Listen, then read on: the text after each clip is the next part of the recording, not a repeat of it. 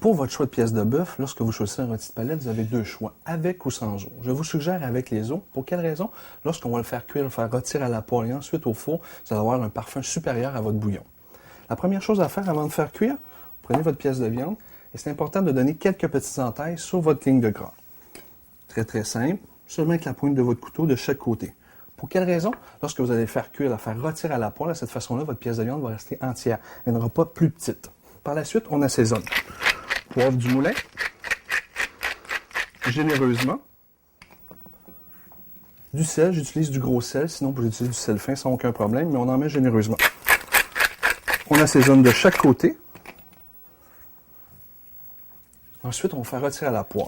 Toujours juste à l'huile d'olive. Mettez dans une poêle très fumante. La raison principale, c'est de faire une cuisson par concentration. C'est quoi exactement? C'est qu'on veut garder les saveurs et les sucres de la viande à l'intérieur avant de recouvrir du moule maille avec les légumes. Donc, on fait bien caraméliser de chaque côté. Ensuite, lorsque votre viande est bien caramélisée, une belle coloration, on va rajouter une mirepoix.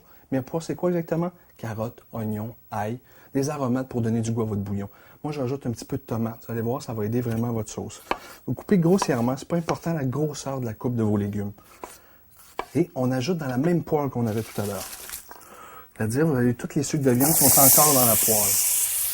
Lorsque vos légumes sont bien rôtis, rajoutez votre pièce de viande sur le dessus, déglacez avec un peu de vinaigre balsamique pour donner un bon parfum à votre bouillon et avec de l'eau et on envoie au four.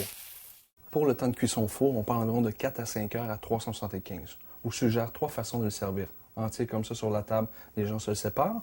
Si vous en reste pour le lendemain dans les sandwichs pour des enfants, c'est superbe. Ou sinon, petit ravioli au fromage, rajoutez un peu de viande à l'intérieur, juste effiloché avec quelques légumes et ça fait un plat superbe. Bon appétit!